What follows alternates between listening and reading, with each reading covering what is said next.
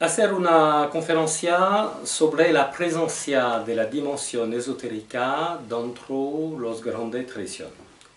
Por eso hacer una definición del esoterismo, de ce que nosotros entendemos por esoterismo después.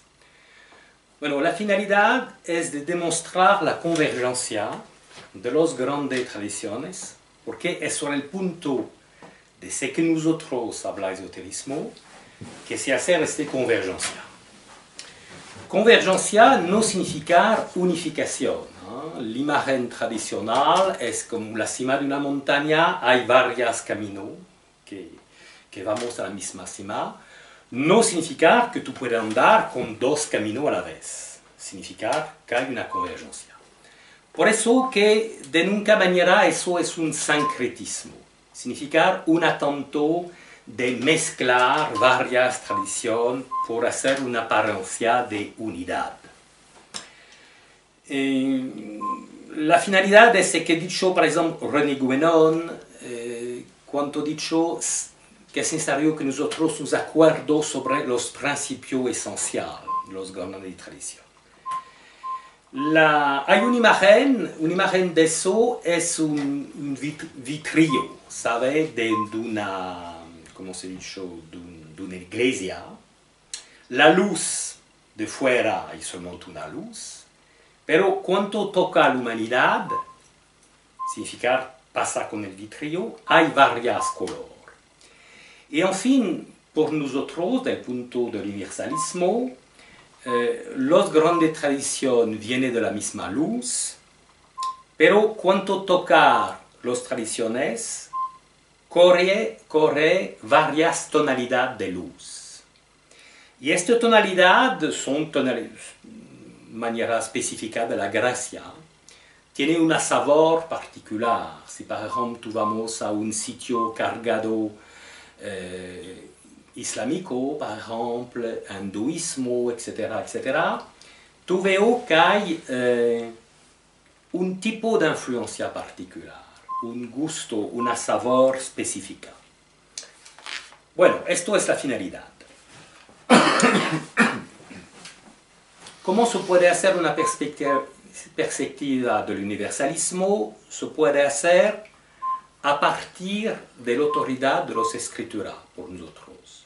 Por eso que hay un sistema de la proposición de una perspectiva de universalismo, pero un universalismo tradicional. Significa que no es relativismo, que no dicho que cada cosa vale, y necesidad un criterio por separar la verdad de los errores. Y la fuente por nosotros son las escrituras. Pero hacer la proposición de una lectura discriminativa de las escrituras. Porque en cada escritura hay un aspecto que tiene relación con el momento histórico, la cultura, los problemas de la época, etc. Y por otro lado, hay enseñanza espiritual fundamental. Las cosas que tienen relación con la época histórica y la cultura, etc., eso, cuando pasa el tiempo, se vuelve con cosa vieja que no corresponde a la época de ahora, moderna. Y al contrario, hay un corazón de enseñanza fundamental que vale por todos los tiempos.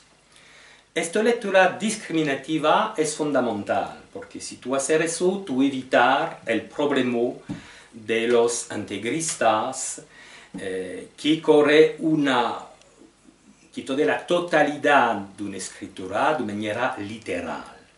Y eso significa que hay mucho pasaje que no corresponde a nuestra época. La tradición hindú hace eso de mucho tiempo, porque como son escrituras muy antiguas, que vienen primero con tradición oral antes de la escritura, hay muchas cosas que nunca hindú aplica. Sabe que son cosas de época antigua. ¿Entender? Y corre las cosas fundamentales. Bien. La perspectiva de nosotros es la perspectiva del corriente de idea que se llama el perennialismo.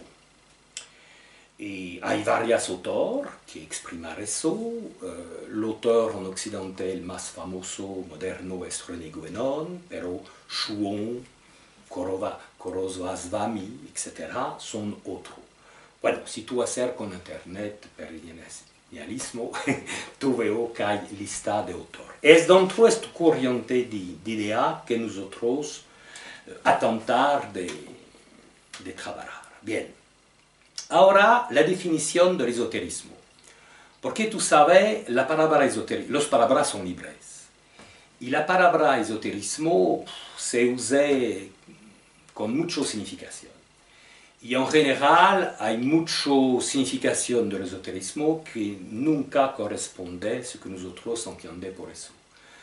Cuando tú haces lectura de revista popular y todo, con el tema de esoterismo, te habla de la astrología, de las ciencias de divinación, hay veces vienen los extraterrestres, las facultades extraordinarias, etcétera, etcétera. No es por nosotros esoterismo. Hacer una definición del esoterismo que precisamente corresponde a un fenómeno espiritual que hay dentro de cada tradición. En cada tradición hay una dimensión exotérica, religiosa, y una dimensión esotérica. Alors, ¿qué definición?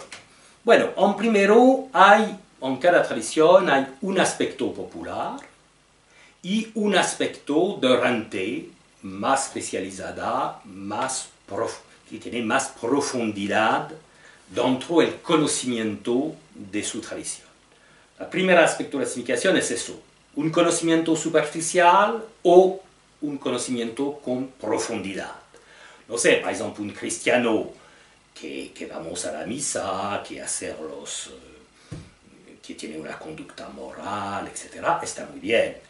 Pero se puede que no tiene nunca conocimiento de los grandes padres de la Iglesia, de Santo Agustino, de Santo Tomás de Aquino, etcétera, etcétera. Significa que es un cristianismo superficial. ¿Entender? Esto es un fenómeno que hay dentro de cada tradición. Bueno. Segundo aspecto, el exoterismo hacer una relación entre la persona y el principio supremo. Que el principio supremo se llama Dios, o el absoluto, o el Tao, el Nirvana, no importa, pero hay una relación. Bien.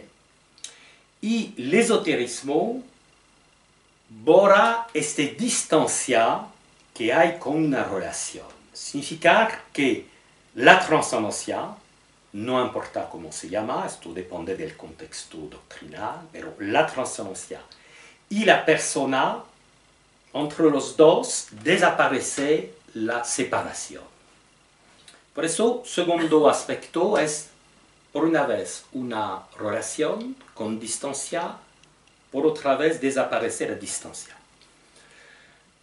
Otro aspecto, el exoterismo insista mucho con la noción de la trascendencia. Dios, el principio supremo, está muy lejos, trascendente. Y el esoterismo mete el acento con la inmanencia. Significa que el principio supremo, Dios, etc., es dentro de cada uno. Es trascendente igual, pero es a la vez trascendente e inmanente. Y la cuestión de la inmanencia es un tema fundamental. Otro signo que permite la distinción entre los dos es que el exoterismo, en todas las tradiciones, te hace una promesa por después de la muerte. Es después de la muerte que tú vamos al paraíso, o a eso, o a eso.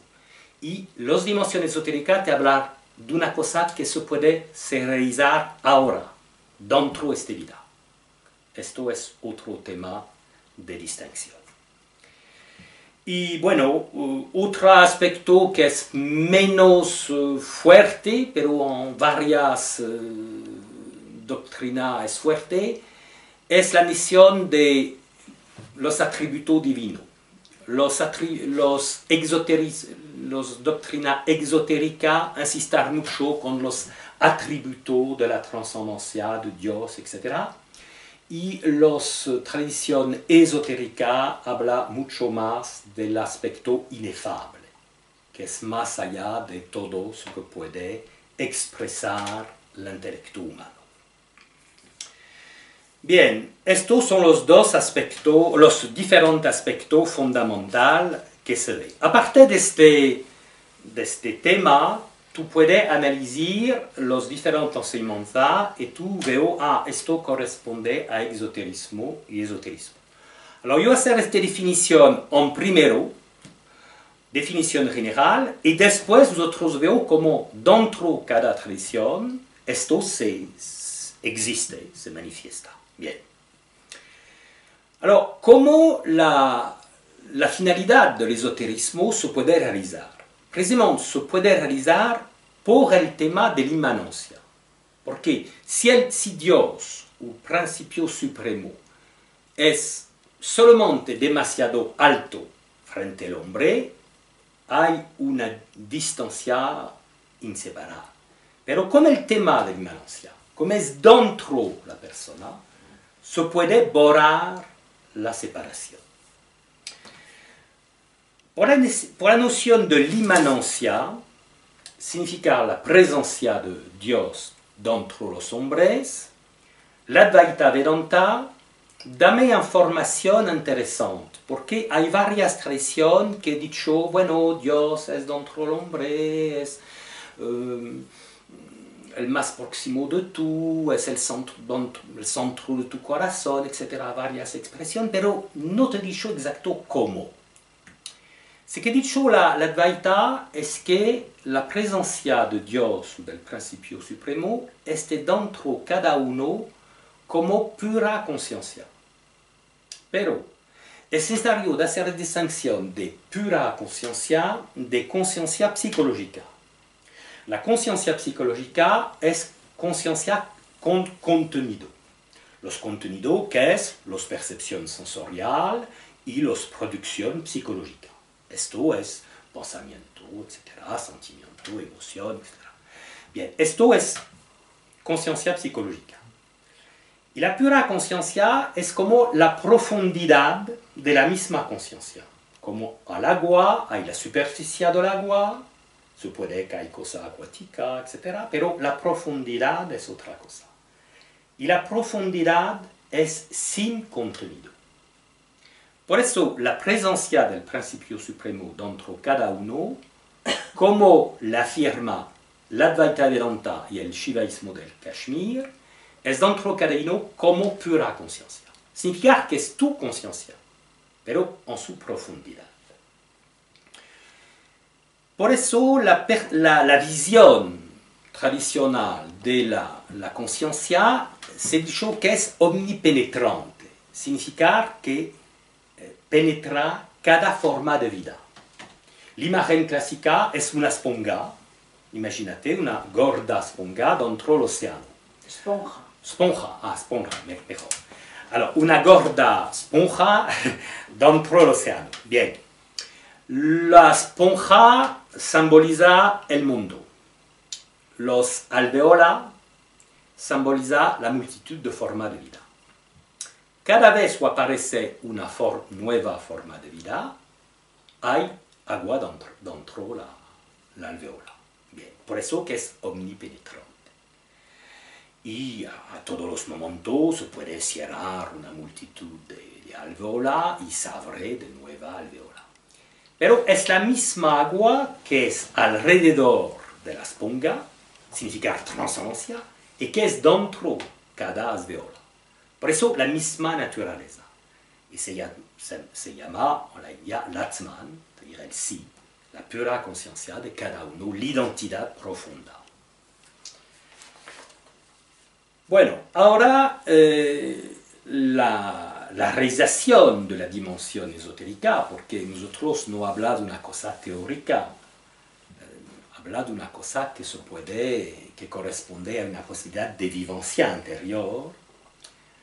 La posibilidad de vivencia de la dimensión esotérica se concretiza por tres tipos de caminos. El camino de la gnosis, el camino de la mística y el camino de la energía. y nosotros vemos cómo este camino se ve dentro de las diferentes tradiciones. El camino de la gnosis es camino de la comprensión del intelecto. Y el camino de la mística es camino del amor, por Dios, por el principio supremo.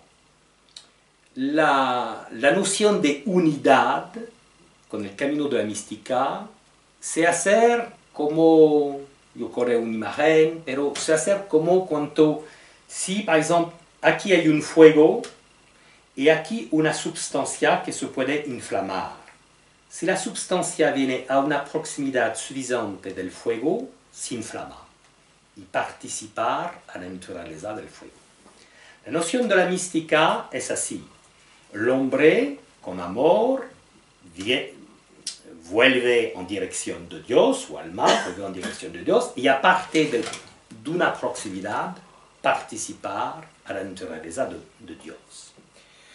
Y esto es el aspecto del amor de la mística, y el otro aspecto es la sumisión a la voluntad divina, que como Dios tiene todo poder, es una sumisión total a los deseos de Dios que se exprimaron todos los fenómenos.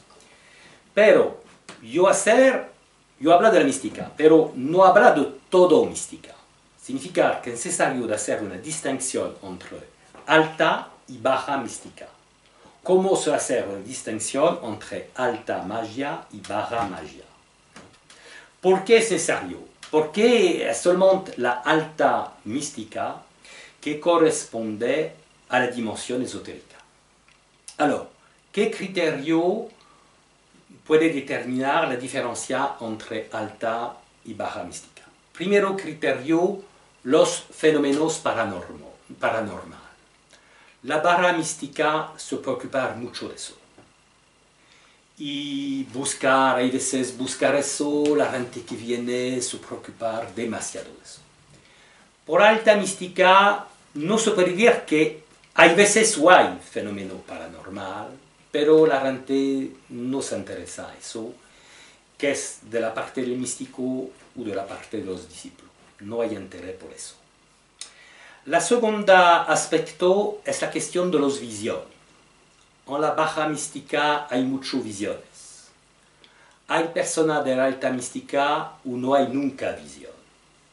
Hay otra que tiene visión, pero son visión de otro tipo. Si por ejemplo ocurre la distinción que determina Santo Agustino dicho por este tema que hay las visión imaginativa y las visión intelectual. Y en fin, ce que nosotros hacemos con proposición de distinción corresponde a la misma cosa. La cuestión de las visión imaginativa es que la persona ve muchas cosas. Alors, bueno, no habla de las personas que veo que tienen problemas del nivel psiquiátrico, es otra cosa, pero es otra cosa. Yo hablo de personas equilibradas, etc.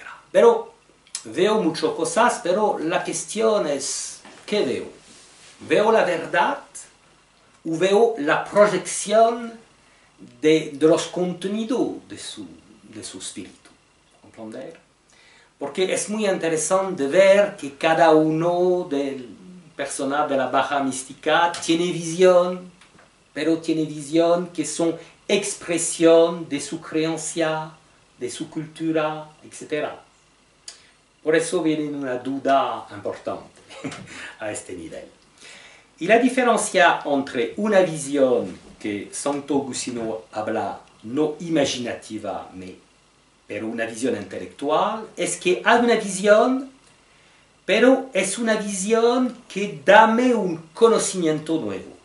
Por eso que se llama intelectual. Una visión que dame un conocimiento, una cosa que no sabe, que no conozco antes la persona y que con la visión viene una nueva comprensión. Y esto es la distinción fundamental. La tercera distinción es que dentro de la mística baja, el místico es pasivo, es subise. subisse visione, una vez son los demonios, una vez son los ángeles, etcétera, etcétera, y no tiene potencial eso, subisse todo. Al contrario, la alta mística es voluntaria.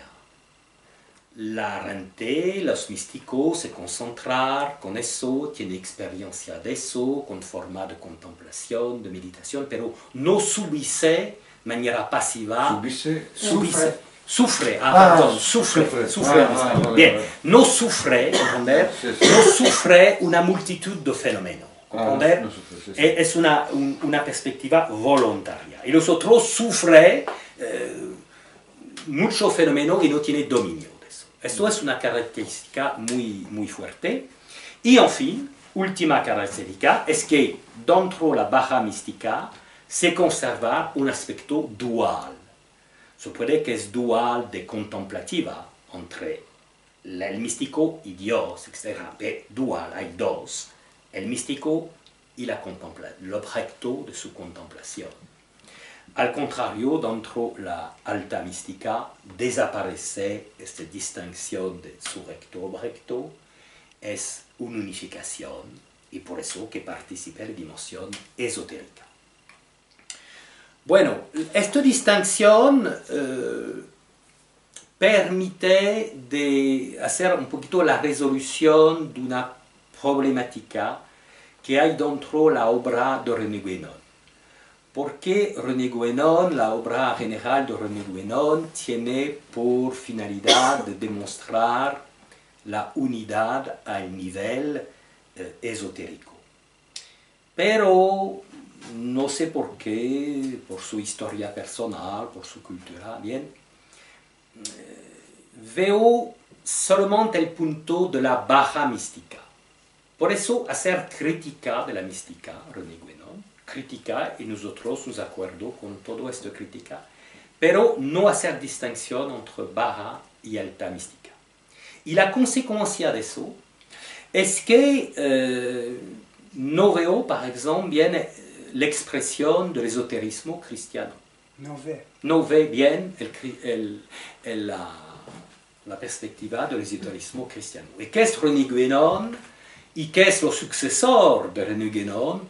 Buscar el esoterismo cristiano dentro de la Kabbalah o dentro de los gnósticos cristianos que son heterodoxos. Bueno, le buscar fuera del cristianismo. Al contrario, si se corre la noción de la alta mística, es dentro de la ortodoxia del cristianismo que hay expresión del esoterismo. Bien. El tercer camino es el camino de la energía. Es el camino que es un camino diferente, comprender, porque en fin, ce que dicho la tradición es que toda experiencia espiritual, que es una experiencia de aspecto intelectual, de gnosis, o de aspecto afectivo, de mística, toda experiencia espiritual corresponde a una unificación de la energía interna. Pero eso es voluntario. Y hay tradición que dice, nosotros vamos a buscar un cambio de energía que produce experiencia interior. Corre un poquito las cosas al revés. Por eso que hay varios caminos de energía dentro de las tradiciones. ¿Cómo se hace esta noción de energía? En primero, la base es la correspondencia entre el microcosmo y el macrocosmo, entre el universo y el hombre, y dentro del hombre hay centro, que tiene terminología variada, pero que se puede decir centro espiritual, que no son dentro del cuerpo. Esto es un error, pero que tiene punto de resonancia dentro del cuerpo físico. Aparte de eso, con concentración, con este punto del cuerpo, con visualización, concentración mental, visualización, etc., hacer modificación de una energía sutil que permite que surja experiencia espiritual.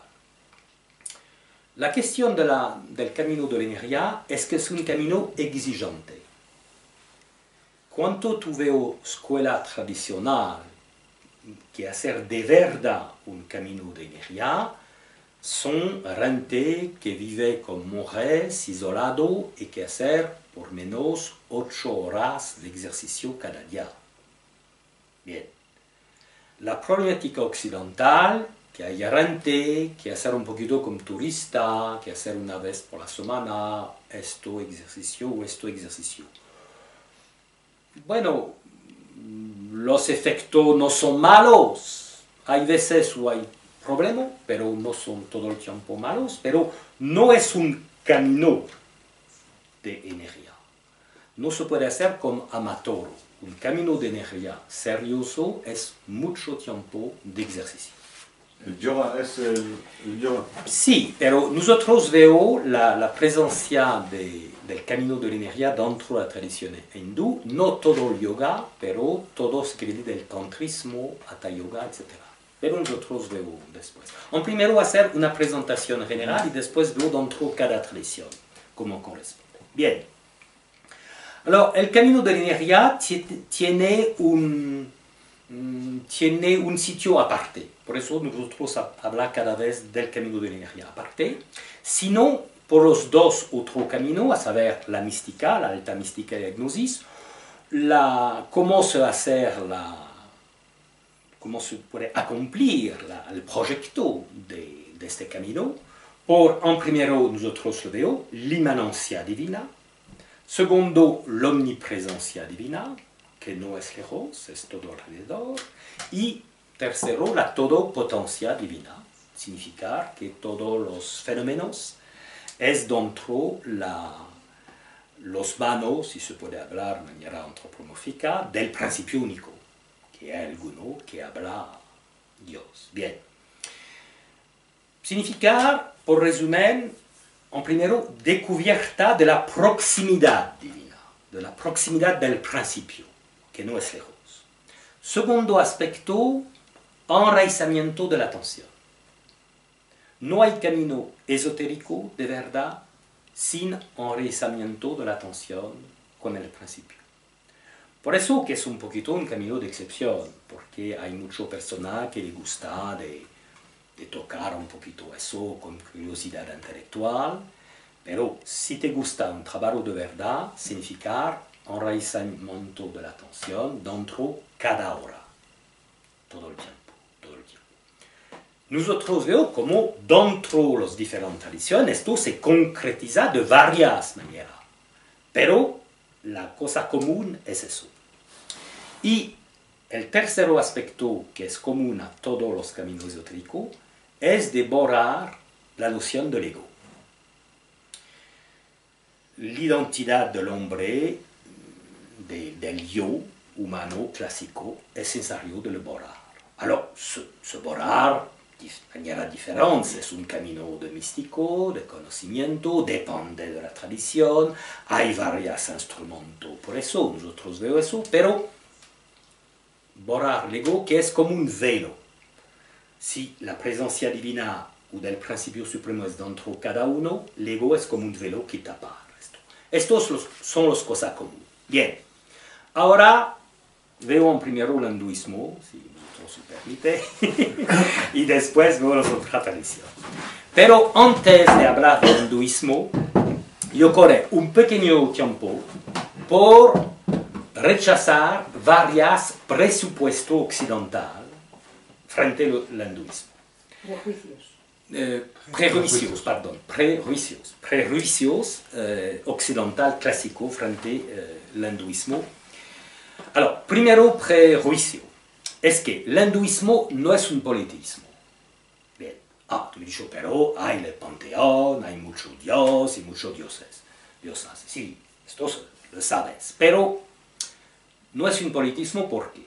Porque los textos más antiguos, como el Rig Veda, dicho que todos los dioses, diosas, son aspectos del único. Y todos los jefes de las varias escuelas espirituales modernas del hinduismo, dicho la misma cosa. Por eso no es un persona, no son personas extranjero, y no importa si tiene un diploma de universalidad. No es persona extranjera, que puede ser una definición de eso, son los hindú que pueden. Y no, todos son aspectos dolínicos. En fin, se puede hacer el mismo ejemplo, sabe que hay, par exemple, musulmanes que entienden mal la noción de la Trinidad cristiana. Y que dicen, los cristianos tienen 3 dioses. Y cada cristiano sabe que no, son 3 personas, pero que, como dice la teología, son consubstanciales y que hay solamente un Dios. Se puede decir la misma cosa por el hinduismo. La variedad de los dioses son consubstanciales, hay solamente uno, son manifestación del uno, como le dicho todos los hinduistas. Alors, depende si te gusta el hinduismo de los hindúes o el hinduismo que inventar varias personas occidentales. Bien, primero punto. Segundo punto, el hinduismo es una religión revelada que tiene escritura sagrada. Es una molestia de todo el tiempo que se habla los 3 religiones del libro que son judaísmo, cristianismo y musulmanes, etcétera, etcétera. Son religión del libro, etcétera. No, los Vedas son un libro sagrado que todos los hindúes consideran como revelada. Bueno, otro prejuicio es que el hinduismo no es un panteísmo. Alors, panteísmo significa que Dios es todo. Bien. Y claro que hay afirmación que se dice que Dios es todo. Pero no es un panteísmo, ¿por qué? El panteísmo clásico, por ejemplo, que dicho Spinoza, el filósofo moderno Spinoza, es que Dios es todo. Pero Dios, en fin, es el todo, es el mundo. Significa que las palabras mundo y Dios son casi igual. Y desaparece la noción de trascendencia. Por eso la palabra correcta, filosófica correcta, por definir el hinduismo, es panenteísmo. Significa que Dios es todo, pero es igualmente la trascendencia más allá de todo. No es solamente el todo. Bien, por eso que no es un panteísmo. Último presupuesto. El hinduismo, prejuicio, perdón, último análisis de prejuicio, es que el hinduismo no es solo una metafísica del impersonal. ¿Sabe? Hay personas que dicen eso. Hay las religiones del Dios personal, a saber, judeo-cristiano musulmanes, y hay metafísica del impersonal, como hinduismo, budismo y taoísmo. Bien, no es así porque el hinduismo contiene los dos. Significa el impersonal y el personal. Y esto corresponde a, por una parte, Parabrahman, que es el supremo absoluto, más allá de todo, concepto humano que no se puede expresar, que corresponde en Occidente a la teología negativa. Y por otro lado, Parabrahman se manifiesta como Aparabrahman, absoluto con atributo, y Aparabrahman se manifiesta como Dios personal, salvador de los hombres, etcétera, etcétera. Bien, hay los dos aspectos que no son separados, ¿no? Es la misma manifestación del absoluto. Significa que para Brahman, que hay veces se llama igualmente Nirguna Brahman, que significa gunas es atributo, ¿no? Cualidad, atributo, gunas. Y Nir significa negación, significa más allá de todo atributo. Nirguna Brahman o para Brahman, que es lo mismo, corresponde en fin al absoluto en sí mismo.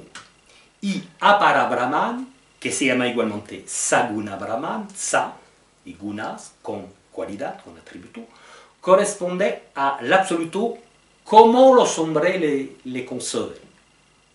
Son dos cosas. Bien. Bueno, por eso que, en fin, el hinduismo hace la proposición de una estructura que puede ser la reconciliación de tradiciones que parecen totalmente distintas. Por ejemplo, cristianismo, budismo, porque todo el cristianismo, igualmente judaísmo y musulmanes, tiene con la noción de un Dios personal y el budismo es una realidad impersonal que no se puede expresar. Buda, dentro de una sutra del canon Pali, dicho, quien pregunta sobre el nirvana hace un error, quien respuesta sobre el tema del nirvana hace un error. No se habla de eso, es más allá de todo concepto.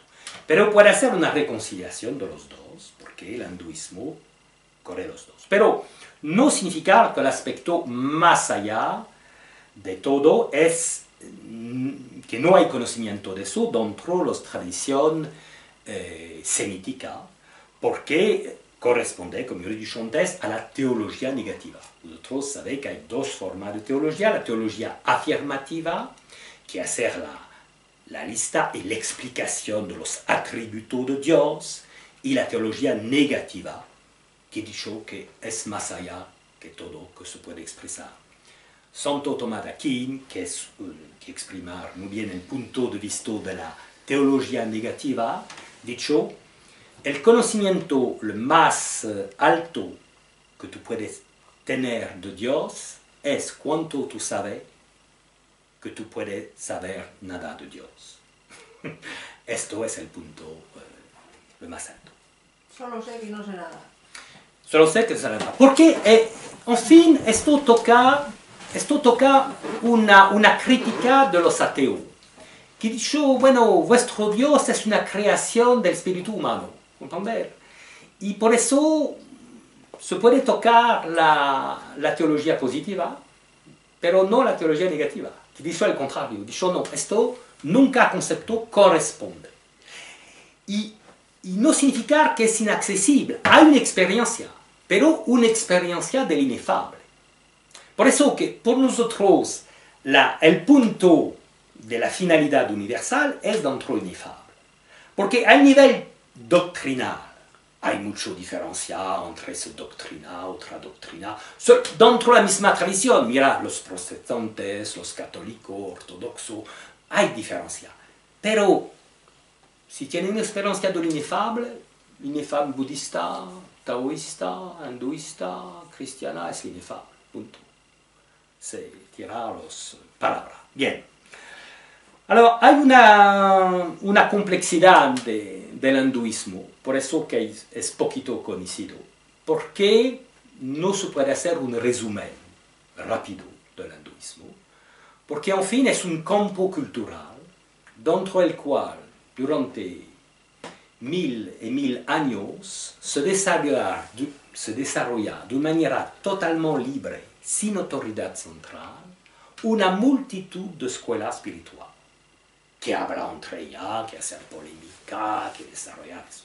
Por eso que es una complejidad enorme y no se puede hacer un resumen rápido. Necesidad de una conferencia, que no es el tema de este día, pero necesidad de una conferencia por darme una pequeña idea. Bien. Aparte de eso, dentro de esta grande complejidad hay 6 puntos fundamentales, punto de vista fundamental que constituye la ortodoxia del hinduismo. El punto de vista del pensamiento lógico, el punto de vista del análisis de las particularidades individuales, el punto de vista del análisis de los principios cósmicos, el punto de vista de la disciplina de la unión, que en general se llama yoga, el punto de vista de l'exégesis ritual y el punto de l'exégesis final, última, que es el Vedanta. Veda, anta, significa Veda, libro, anta, final, punto final. Bien. Todos los puntos no son esoterismo, como nosotros dicho.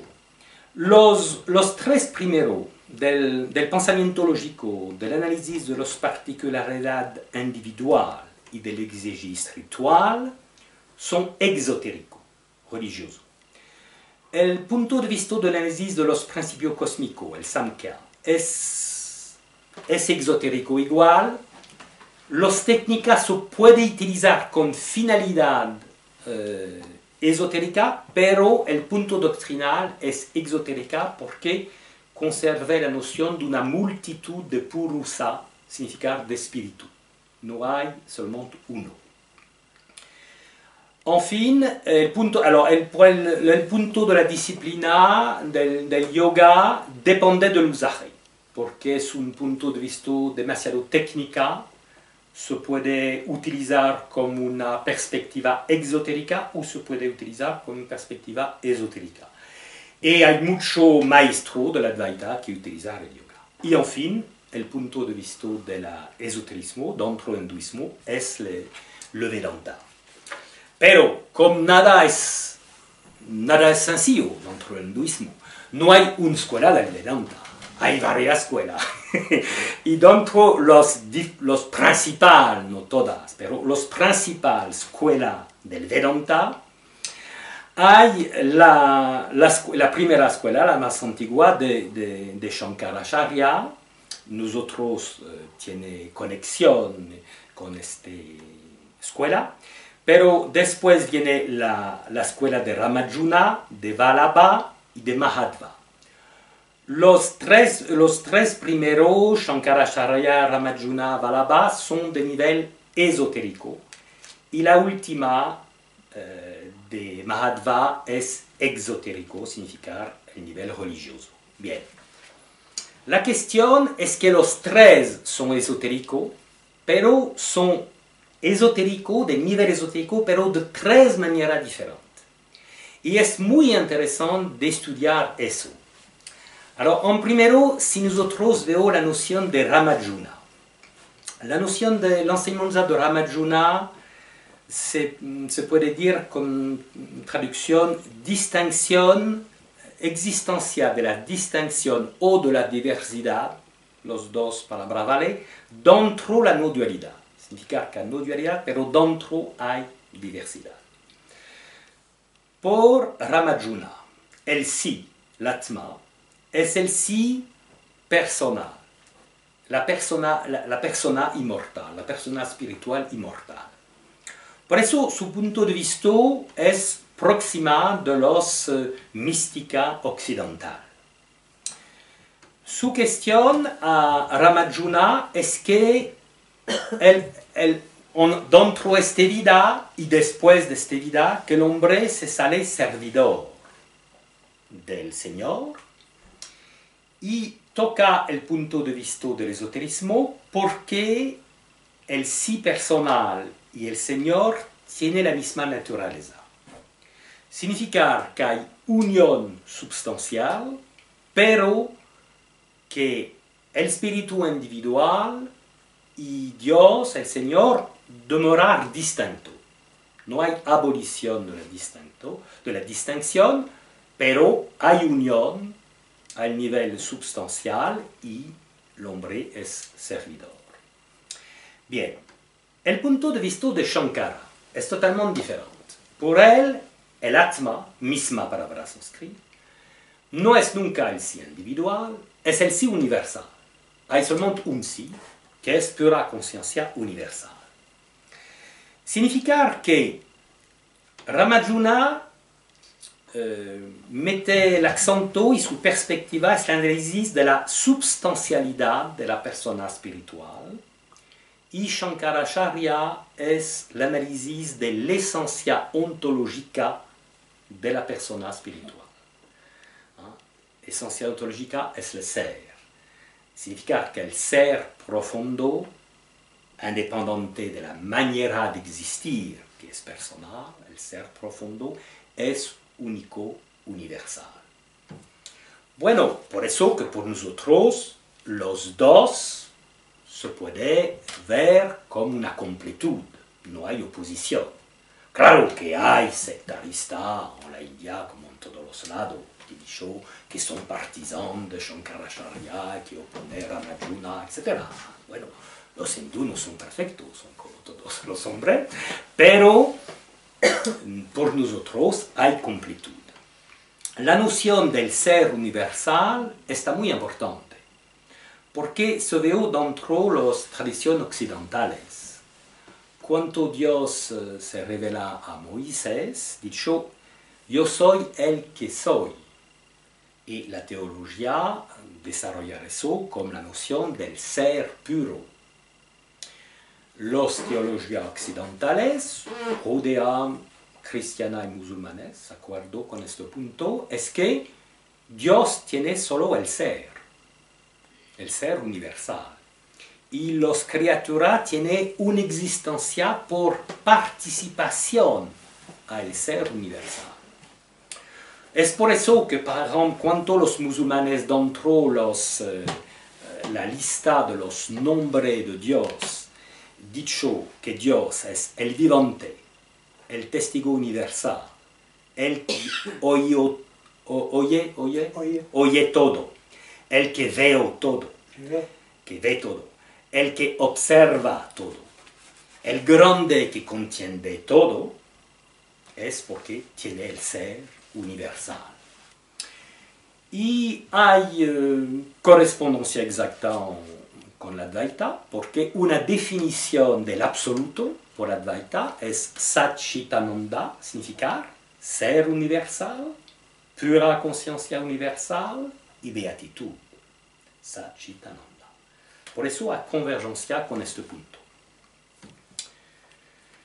Bien, alors, yo he dicho antes que los alta mística occidental corresponde bien al punto de vista en general de Ramayana. El punto de vista de Shankaracharya es verdad que es más lejos, pero hay que tocar la misma noción. Por ejemplo, cuando maestro Eckhart, que por nosotros es un grandísimo místico cristiano, dicho, el fondo de mi alma y el fondo de Dios son una cosa única, toca la unidad ontológica donde habla Shankaracharya. Igualmente, el grande místico musulmán, que yo no he tentado la pronunciación de su nombre, si os gusta el texto, tiene el ortógrafo, que ha dicho, yo soy la verdad, y que tiene problemas con la gente cuando afirma eso, hacer la misma cosa. Por nosotros, habla del mismo nivel de Shankaracharya. Significa que no hay ignorancia total la perspectiva de Shankaracharya, pero es más rara en Occidente que la perspectiva de Vābhula, porque son cosas iguales. Ahora, Vābhula. Bueno, Vābhula, ¿qué? Bueno, primero, por Vābhula, el mundo es una realidad. Y por Shankaracharya es una ilusión. Es igual, tú puedes correr eso como una contradicción fundamental, o puede correr el sistema hindú de la flexibilidad intelectual que te permite de ver los dos lados. ¿Qué significa? Que por Vābhula el mundo está real porque es una manifestación de Dios. El Vābhula corre una doctrina muy antigua en la India, las doctrinas de los átomos, que corre igualmente los griegos a la época, que significa que el mundo, en fin, se compone de partículas invisibles, y esta partícula invisible, que se llama Anu, se compone igualmente de otra partícula más sutil que se llama Paranu. Entiende que eso se hace sin la búsqueda de la física moderna, ¿comprender? Se hace solo con una intuición genial, porque veo las cosas y tiene la intuición que todo se compone de partículas invisibles. Alors, Vābhula corre este punto de vista. He dicho que esta forma de energía que tiene mucho partícula invisible que compone el mundo, en fin, es una manifestación del principio supremo de Dios. No es la manifestación la más alta, pero es una manifestación. Alors, l'intérêt del punto de Vallabha es que tiene una adecuación perfecta con la física moderna, por una parte, pero hay la cuestión de ¿es una ilusión o es una realidad? Por eso, en fin, por ejemplo, Ramana dicho que, bueno, el mundo es una ilusión si tú lo consideras como tú lo percibes. El mundo es una realidad si tú lo veo como manifestación de Dios, como lo veo Vallabha. Y esto igualmente se da una ilustración en los tratados de la Advaita con la noción de la cuerda y de serpentes. ¿Qué significa? Imagínate, por la tarde en la India hay una cuerda aquí, viene la fin del día y no se ve bien y tú creo que es un serpiente y tiene miedo. Bueno, en fin, tu imaginación surampone a la realidad de la cuerda la percepción de un serpiente, pero no hay serpientes. Significa que el mundo, como lo veo nuestros sentidos, es una ilusión. Y esto es acuerdo, eso, la física moderna, es una creación de los sentidos humanos. Y otro especia veo las cosas diferentes. Por eso, la apariencia del mundo es una ilusión, pero la esencia profunda del mundo es una realidad. Y esto es el punto que permite la conexión y la fin de la contradicción entre Shankaracharya y Vallabha. Bueno, alors, bueno, si hacer eso, en fin, no hay oposición porque hay tres cosas. Cada persona tiene una esencia ontológica, una identidad profunda, que es el punto que desarrolla Shankaracharya. Por otro lado, dentro de esa apariencia, cada uno es una persona espiritual, y es el punto de Ramayana. Y cada persona, física o en otro mundo, tiene una forma de corporeidad, que es física, psíquica o espiritual, y que hay unidad con esta forma que son la manifestación de la misma energía. Por eso que los tres puntos de vista de esta escuela se pueden correr de manera simultánea. Bueno, ahora, el esoterismo dentro del hinduismo. Primero, por cada tradición nosotros corre la misma estructura, significa, en primero, que son las fuentes del esoterismo, de la dimensión esotérica, como nosotros hacer la definición antes. Dentro de las escrituras son los Upanishads, que son la última parte de los Vedas, porque los Vedas, escrituras sagradas, se dividen en 4 partes, y cada de los 4 Vedas tiene Upanishad. Es dentro de los Upanishads que hay la expresión de la dimensión esotérica. No te he dicho que es dentro de cada Upanishad, pero dentro de una grande parte de los Upanishads hay dimensión esotérica. Se expresa igualmente dentro de la Bhagavad Gita, que es una parte del Mahabharata, y se expresa igualmente esta dimensión con fuente tradicional, dentro de los Agama, que son nuestra escritura sagrada. Por una parte hay que son del Shivaísmo, otro que son del Vishnuísmo.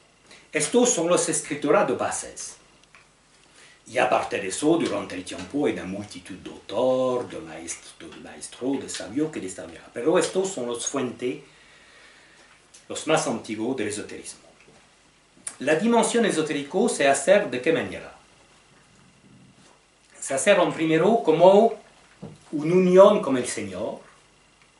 Y la unión con el Señor vale por las escuelas de mística. Se puede hacer como la realización del sí mismo profundo, realidad ontológica, por la escuela de Shankaracharya y otro. Igualmente, una expresión del esoterismo es la liberación. Liberación, ¿qué significa? Significa que, por esta perspectiva, toda forma de seres, del gusano a los arcángeles, por correr una imagen occidental, tiene una forma de cárcel, dentro del tiempo y el espacio, la ilusión del tiempo y el espacio. Y la liberación es el conocimiento de tu identidad, manera independiente de todo forma de existencia particular. Igualmente se llama gnana, la gnosis, significa el conocimiento de nuestra unidad, contrariedad suprema. Dentro del hinduismo se dice que hay tres caminos fundamentales: el camino del conocimiento, el gnana, el camino de la bhakti y el camino de la acción, de karma. Alors, de gnana nosotros veo, es una gnosis. Bueno, la bhakti corresponde a los mística y el karma no es un camino esoterismo en sí mismo, ¿no? Es un camino que se puede entender de manera exotérica o que se puede entender con la manera de actuar por un místico o la manera de actuar por un gnóstico. Estos son los tres grandes caminos de la India. Bueno, la noción de gnosis. Comprender la gnosis dentro del hinduismo es el conocimiento de nuestra naturaleza profunda.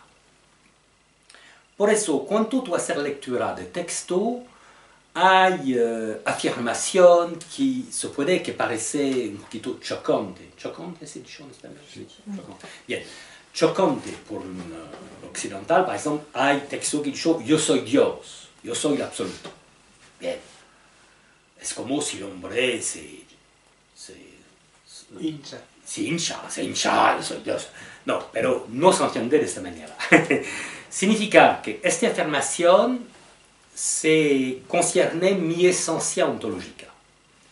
Pero nada aspecto del hombre, como cuerpo, claro, como mental, como intelecto, participa a esta afirmación. Es solamente la pura esencia ontológica, no es otra cosa. Por eso, la gnosis es un cambio del nivel de identidad. ¿Sabe? Durante la vida, cada uno tiene un sentimiento de existencia, una identidad, no sé, una mujer, un hombre que tiene por la primera vez un niño. Su sentimiento de identidad cambia. Yo soy un padre. Es diferente antes, cambiar de vivencia, de sentimiento. Bien. Y esto toda la vida, todo el tiempo de la vida es así. Pero se puede un cambio de identidad igualmente a nivel más profundo. Por ejemplo, un ateo dicho, yo soy un cuerpo físico, después de la muerte nada. Bien. Una persona que tiene una creencia religiosa dicho, yo soy un alma dentro de un cuerpo y después de la muerte tiene un futuro póstumo. Bien. Y si tú corres la identidad ontológica, significa yo soy el sí, yo soy el atma, yo soy seres puro, más allá de todos los aspectos de este hombre. Y esto es la gnosis, porque como el ser puro es inmutable, si mi sentimiento de existencia se vuelve a este nivel, la muerte y el nacimiento y la muerte es un espectáculo, nada más. No es mi identidad que nace y que muere. Bien, por la misma razón, a este nivel no hay noción de reencarnación, como lo creó mucho la gente que estudiar un poquito mal el hinduismo. La reencarnación puede concernar a la persona espiritual, pero por una persona que tiene gnana, significa la gnosis, que cambia su nivel, su sentimiento de existencial, no hay encarnación y no hay reencarnación. Todos son percepciones. Bueno, esto es por la gnosis. Alors, el camino de la energía. Como yo lo he dicho antes, el camino de la energía se manifiesta dentro de todo lo que viene del tantrismo. Por eso que hay una serie de centros energéticos, los chakras, que son dentro la correspondencia de la columna vertebral, hay una energía potencial que se puede despertar, que se llama Kundalini, etc. y todo eso es un camino de la energía. Bueno, hay un Hatha Yoga occidental, pero no está mal, pero no es un camino de energía. Porque un camino de energía, tú vamos a un ashram en la India y tú veo que, como he dicho, es 8 horas por menos de ejercicio espiritual, no es 1 o 2 ejercicios de relajación y de postura por la semana, ¿comprender? No está mal, ¿eh? Pero no es un camino. Es una cosa que está bien por la salud, por varias cosas, pero no es un camino espiritual. Bien. Alors, ¿cómo se realiza la dimensión esotérica en la India? Por un salto intuitivo, por la práctica de la meditación, que hay muchas escuelas que desarrollan eso, por ce que se llama la discriminación, significa la discriminación entre ce que yo percibí y ce que yo soy. Todo ce que yo percibí es un objeto de percepción, yo soy distinto, yo percibí el cuerpo, yo soy distinto, yo percibí los pensamientos, los sentimientos, yo soy distinto, yo percibí los conocimientos del intelecto, yo soy distinto, y a la fin, ce que demorar es la pura conciencia. Por eso que Viveka, la discriminación, es un instrumento fundamental. Y por otro lado, como nosotros dijimos, en cada camino esotérico hay eso, ¿cómo se mete el enraizamiento de la atención? Se mete por los caminos devotivos de la India, con consecuencia del amor del Señor, porque una persona que tiene amor del Señor, todo el tiempo piensa en el Señor, ¿no? Bien. Se hace igualmente cuanto la atención se vuelve con las criaturas como manifestación del absoluto, porque nosotros vemos con la escuela que todo es la misma energía que se manifiesta, etc., porque es una perspectiva diferente si tú veo todas las criaturas como manifestación del absoluto. Igualmente hay meditación, pero meditación constante, es otra forma de tomar de atención, significa que no es meditación cuando la persona se mete inmóvil, etc. Hay formas de meditación que son dentro de la vida activa de manera constante.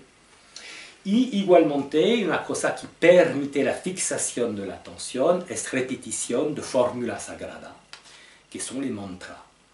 Quand se repite totalmente todo el tiempo de manera mental una fórmula sagrada, permite de mantener la atención sobre el objetivo. ¿Y cómo se borra la noción del ego? Se borra la noción del ego dentro del hinduismo como la toma de conciencia que ce que yo percibí es ilusorio, porque ce que percibí con los sentidos no es una cuestión de verdad, es una ilusión. Con sumisión a la voluntad del Señor, todas las cosas que vienen, que tiene sufrimiento, que tiene placer, son bienvenidas, es la expresión de su voluntad. Esto dentro de la escuela de devoción, no dentro todas, pero bien. Y con desidentificación, significa que yo me desidentifico del cuerpo, de la mente, etcétera, etcétera. Estos son las diferentes maneras dentro del hinduismo por borrar la noción del ego individual. Ahora, la tradición de la China, que son las fuentes tradicionales profundas, antiguas, de la dimensión esotérica. Se sabe que hay 2 corrientes fundamentales, el confucianismo y el taoísmo. Es dentro del taoísmo que se ve la dimensión esotérica, ¿no? Bien. Pero dentro del taoísmo es necesario de hacer una distinción entre taoísmo religioso y taoísmo metafísico. Bien, son 2 tipos. No atentar igual de hacer la pronunciación de palabra china, tiene el ortógrafo por la gente que quiere. Bien, esta división es fundamental porque son dos maneras de correr la espiritualidad muy distintas. El taoísmo metafísico tiene por ilustración principal los más grandes padres del taoísmo metafísico, es Lao Tzu, Chuang Tzu y Li Tzu. Son los tres grandes. Por el taoísmo religioso hay precisamente escuela de energía que desarrollar el camino de la energía. Y esto es muy claro en la tradición hindú, que hacer una distinción entre alquimia externa y alquimia interna. La alquimia interna es el camino de la energía y la alquimia externa es el ancestro de la química moderna. La química moderna. Bien, esto es fundamental de ver esta distinción. Bueno, es verdad que es igual, es un camino de la energía. Significa que necesita mucho tiempo. Pero hay varios libros que corren cosas del taoísmo religioso y esto se hace como una forma de receta que buscar más de vitalidad, que buscar la salud física, etc. No es prohibido de buscar eso, pero no es suficiente por hacer un camino espiritual. ¿Entender? Hay cosas así. Una cosa interesante es que, como se ha dicho antes, que en el hinduismo, el tantrismo, etc., con los chakras y ahora con la alquimia interna, habla del mismo camino. Es verdad que si tú comparas, por ejemplo, los puntos de correspondencia dentro del cuerpo físico, corresponde, hay varios puntos que son los mismos. Por otra parte, la descripción de este centro espiritual son muy distintas. Y esto es interesante de entender por qué es así. Porque no es la cuestión de saber si son los hindúes que tienen razón o los chinos. Y dentro del hinduismo, como hay muchas escuelas, la descripción de los centros no son igual dentro de cada escuela. Bien.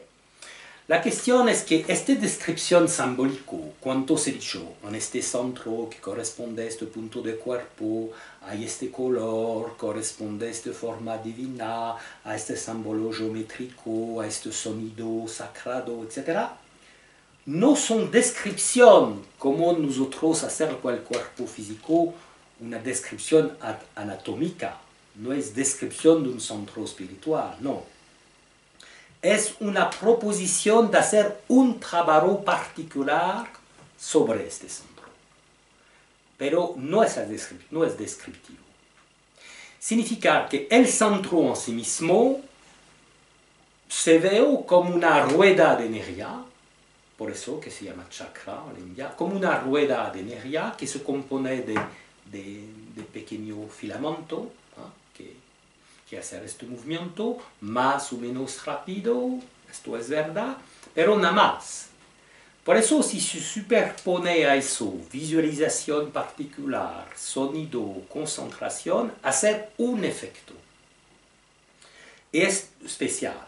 Y esto es importante porque cuando haces un estudio comparativo de las tradiciones, te permiten entender que no hay polémica con este tema. Es que cada tradición hace la proposición de un trabajo particular, pero no hacer descripción del centro. Alors, ¿cómo se realiza la dimensión esotérica dentro de la tradición de la China?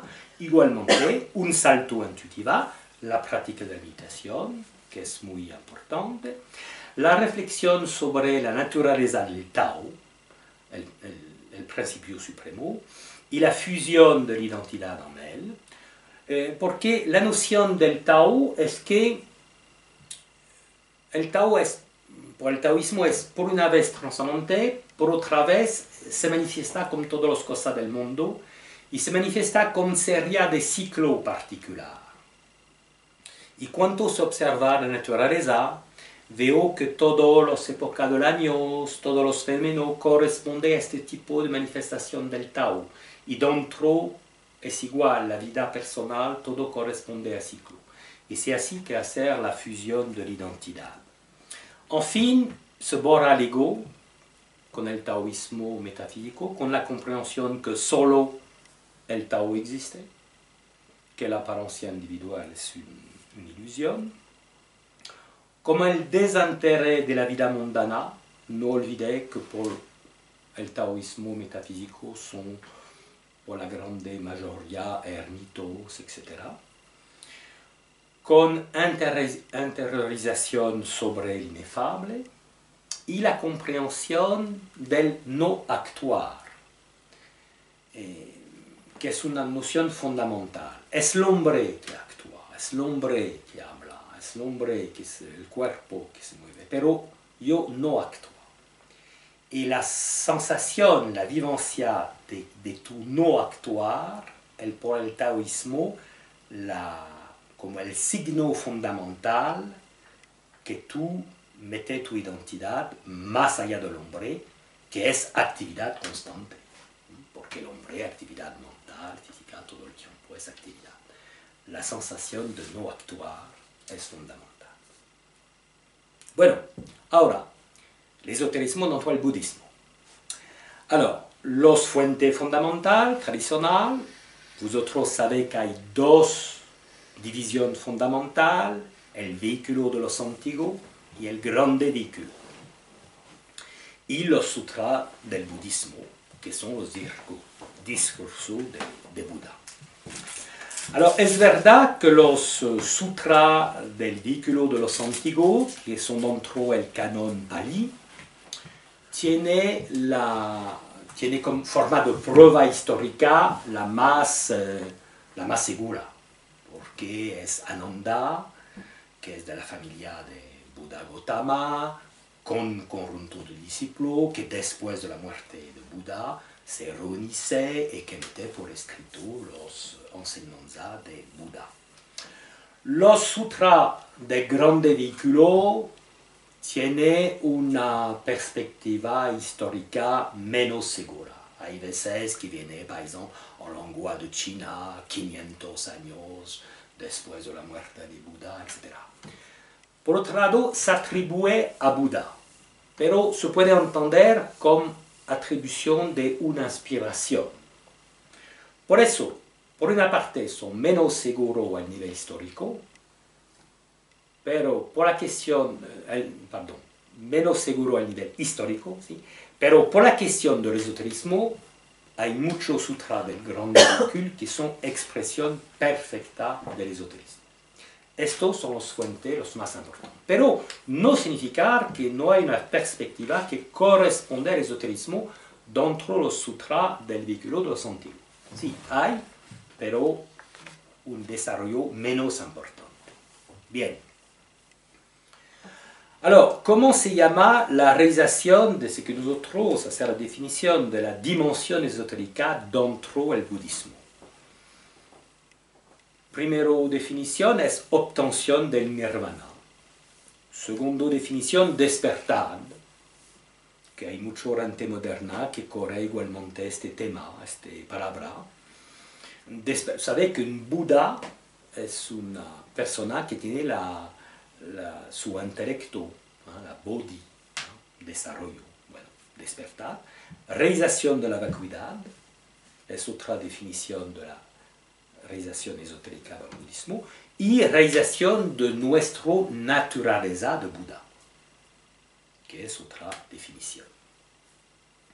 Alors, una explicación pequeña sobre el nirvana, porque es una tontería de imaginar, como occidental quiere hacer, que el nirvana es una forma de nada. Si tú haces lectura del canon Pali, tú veo que el nirvana es por los hombres el refugio, habla imagen de refugio, de isla, etc. Y hay una cosa positiva fundamental. Pero hay un rechazo de hacer definición por limitación de concepto. Y dentro de la palabra nirvana hay la noción de una cosa que se extingue, como una llama tú le extingue con el viento, ¿sabes? ¿Y qué se extingue? En fin, el nirvana es la trascendencia dentro de la cual se extingue la noción de individualidad. Y esto es una definición aceptable del nirvana. Bien. La noción de vacuidad. La noción de vacuidad no es vacuidad como si hay un vacío. No. La noción de vacuidad es rechazo de todos los conceptos, y incluidos los conceptos espirituales, que son vacíos de significación profunda, porque todos son aproximación del lenguaje humano y no corresponde a la verdad, que es totalmente inexpresable. Bien, y nuestra naturaleza de Buda, claro, que corresponde al sí trascendente de la Advaita Vedanta. De la misma manera, tú veo bien que con la dimensión esotérica no es el Buda aquí, es el Buda dentro de tu presencia, tu propia naturaleza de Buda, que es tu verdadera existencia inefable, pero detrás de todo aspecto del hombre y detrás de toda formulación del ego. Bien, por eso que en el budismo insiste sobre la negación de la existencia del ego. El ego es una mentira, una forma errónea de conocimiento. ¿Cómo se hace? Hay pensamiento, pero no hay pensador. Significa que hay el fenómeno que se llama pensamiento. Como cada fenómeno del universo viene de una serie de causa-efecto, no es por casualidad que a este momento dentro de este hombre surge este pensamiento preciso. Hay una serie de causa-efecto que viene del origen del mundo. En fin, con todo serie de causa-efecto surge este pensamiento, pero no hay propietario de eso. ¿Qué es el yo? Es un pensamiento que viene y que dicho es mi pensamiento, que se sobreimpone a un pensamiento existente. Sobreimpone. Sobreimpone. Impone. Se sobreimpone una cosa. Mira, otro fenómeno clásico. Viene la sensación de hambre.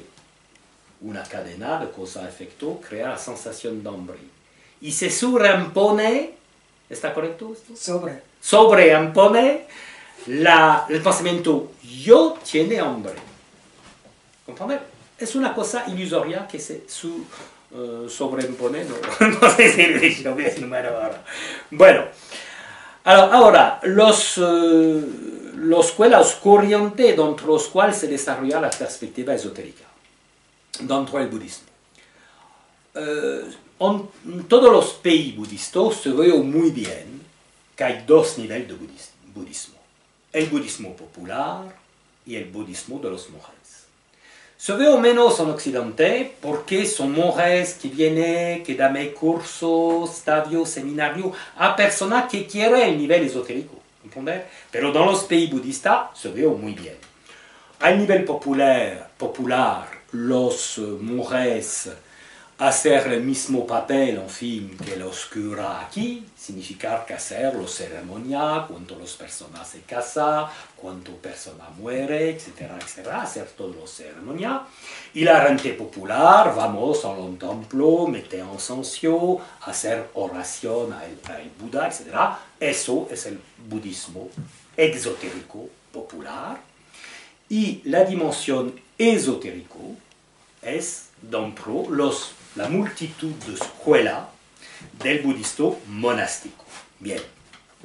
Hay una excepción por la escuela que se llama de la tierra pura, que son doctrina budista, pero de nivel exotérico, religioso, que tiene por finalidad que después de la muerte la gente corre el paraíso de Buddha Amida.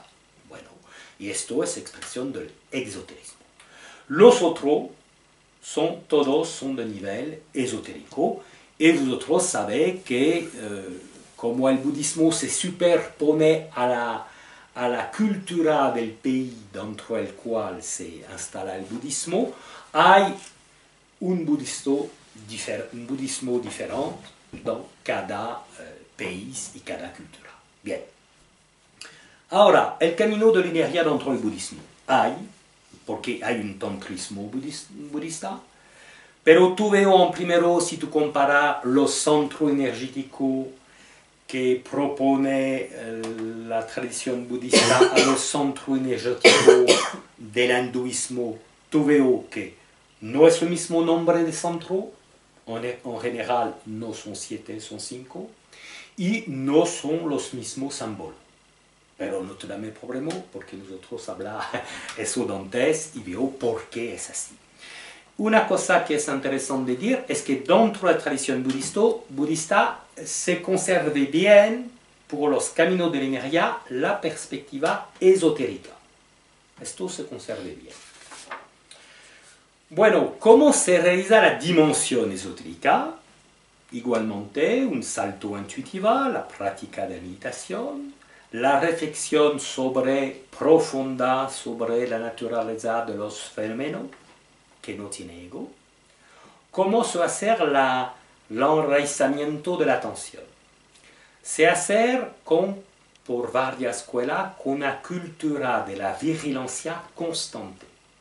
Vigilancia de cada gesto, de cada palabra, de cada pensamiento, una vigilancia constante sobre ce que hace el hombre. Es un instrumento importante dentro de varias escuelas del budismo. Igualmente, se puede hacer la fixación de la mente con repetición de mantra, que son fórmulas sagradas, de manera igual que dentro del hinduismo. ¿Cómo se borra el ego dentro del budismo?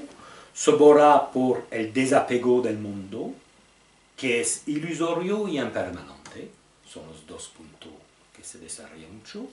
Con toma de conciencia que el yo individual es un pensamiento repetitivo que no corresponde a una verdad.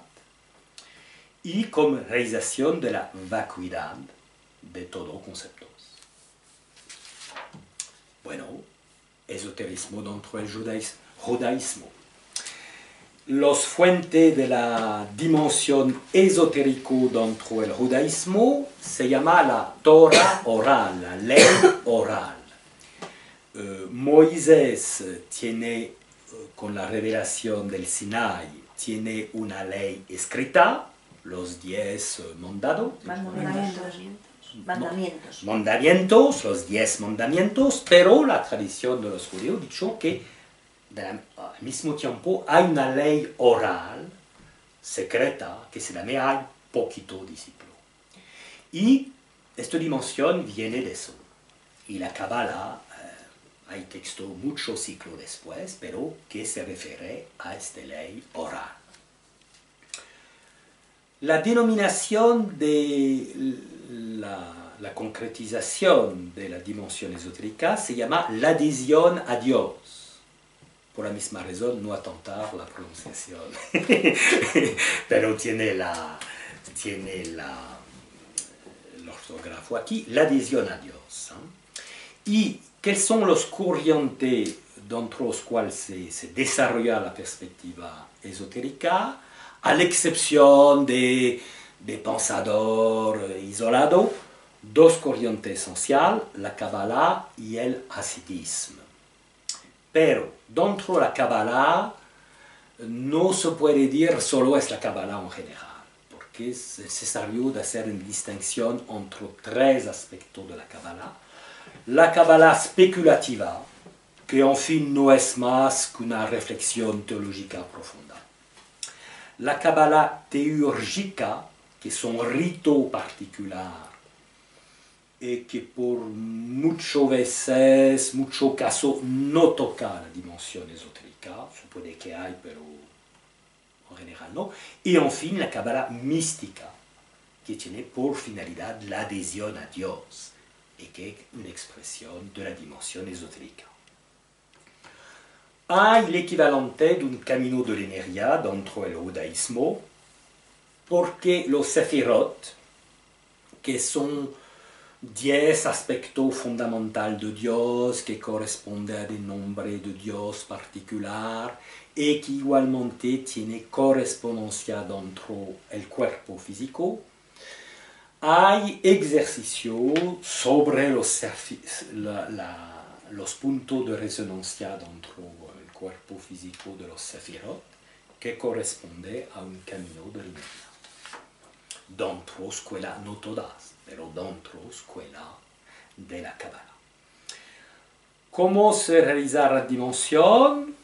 Como en todas las tradiciones, hay salto intuitivo, hay fusión por amor, porque el amor de Dios es una cosa fundamental dentro del judaísmo, por la práctica de la meditación sobre los sefirot.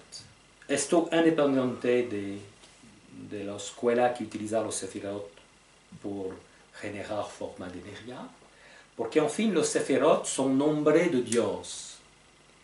Y tú empiezas la meditación con el aspecto lo más lejos y poco a poco tú andas con lo que se llama el árbol de los sefirot y tu identidad anda de la misma manera. Y a la fin de la práctica, de años de práctica, se corre la dimensión esotérica. ¿Cómo se hace el enraizamiento de la atención? Mira, esto es importante y es interesante, porque dentro del judaísmo hay una multitud de prescripciones rituales. Pero precisamente, si tú haces lectura de un libro que te detalla la multitud de las prescripciones, quand tú comes o si es más de la dimensión de un naranja, si metes tu benedicción, si es menos de la dimensión de esa otra bendición, tú abres la puerta, tú sales con la calle, tú encuentras una persona, tú te sientas, tú te levantas, etcétera, etcétera. En fin, es una vigilancia constante.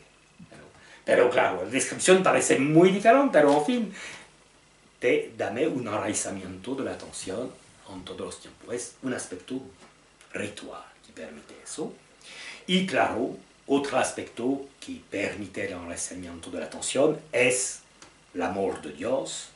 Tú no olvides un mandado fundamental, voy a tentar la traducción en español, que tú tienes amor de tu Dios, de todo tu alma y de toda tu fuerza. A tentar de realizar eso, permite eso. ¿Cómo se borra el ego? Se borra el ego, en primero, con la voluntad de obedecer de manera escrupulosa, exacta, en todo lo que Dios manda. Bien, que es un abandono de la voluntad individual. La sumisión total a la voluntad del Señor. Todo lo que viene de su mano está bien. Y la voluntad de ser su servidor. Es así que se borra el ego dentro del judaísmo. Bueno, ahora el esoterismo dentro del cristianismo. Bueno, nosotros tenemos un problema porque las autoridades cristianas rechazan la noción del esoterismo. Bueno, ¿por qué rechazar eso? Es importante ver la noción histórica. Es que dentro de los primeros ciclos de la Iglesia primitiva, que antes de la separación ortodoxo, católico, etc., se desarrolla una multitud de sectas que se llama de manera genérica lo gnóstico cristiano. Una multitud de enseñanzas que son de todo nivel. Hay de todo dentro. Hay de todo, de verdad. Y esta enseñanza se reclama precisamente de esoterismo. De hecho, así, pero vosotros exprimar eso, pero nosotros tenemos una enseñanza cristiano secreto y es eso, y hay veces es los antípodos de verdad del cristianismo. No todos, pero hay veces. Y con esta proliferación enorme, los padres de la iglesia de la época rechazar la noción de esoterismo y de todo este enseñamiento. Esto se entiende como una necesidad histórica. Es verdad que es un poquito pena, porque como dentro de esta escuela hay de todo, hay algunas que tienen aspecto de un cristianismo muy interesante, pero rechazar todo, es así. Bueno, esto es la primera constatación. La segunda constatación es que, en fin, si se rechaza la palabra esotérico, hay un esoterismo cristiano defecto. En primero, hay un esoterismo defecto dentro de los evangelios, porque mucho pasaje cuando habla del pequeño rebaño, del sal de la tierra, de no dar perla a los cerdos, etc., son palabras esotéricas, no por la grande mayoría, por una pequeña parte. Bien, por eso, en fin, si no hay un esoterismo de nombre, hay un esoterismo defecto. Y De es hecho. de hecho, un esoterismo de hecho. Bueno, y de este esoterismo de hecho que nosotros podemos hablar. Por otro lado, si es verdad que los sectas que se llaman de gnosticismo en general, esoterismo, son heterodoxos, hay dentro de los primeros escritores de la tradición cristiana, hay una gnosis cristiana ortodoxa que acepta las autoridades. Y los dos nombres son Clemente de Alejandría y Évargue le Pontigue. Yo creo que se dice de la misma manera en español, que los dos exprimen la noción de una gnosis cristiana. Bueno, los fuentes de la dimensión esotérica dentro del cristianismo, los fuentes, los más antiguos, tradicionales. En primero es el Evangelio de San Juan. Todos los pasajes que te hablan del hombre que es uno con el Cristo y uno con el Padre, que los tres son uno, etcétera, etcétera, por nosotros es verdad que hay exégesis que no veo eso, pero por nosotros es la dimensión esotérica, porque se borra la distancia, todos somos uno. Bien. Igualmente hay un pasaje dentro de Santo Lucas interesante que dice que el discípulo no es más que el maestro, pero es como el maestro. Y es interesante porque, claro, el maestro por un cristiano es el Cristo, no hay duda de eso. He dicho que es como. Significa que la unión con el Padre no es reservada al Cristo. Se puede por el discípulo, si es como. Y tercero punto, Santo Polo, que dijo, no es yo que vive, es el Cristo que vive en mí. Esto es un ejemplo de de hablar de la dimensión esotérica. Ahora, ¿qué denominación tiene la perspectiva esotérica dentro del cristianismo? Alors, pour l'Iglesia católica, es l'unión mística.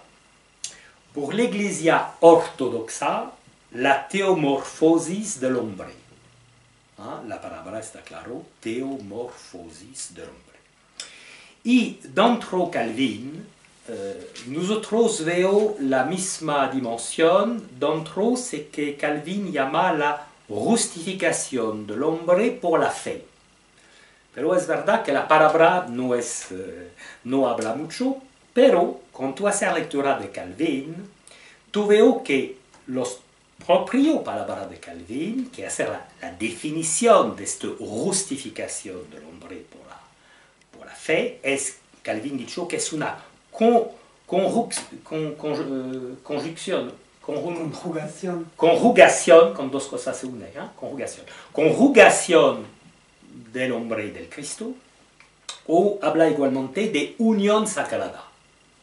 Y esto corresponde bien a nuestra definición del esoterismo.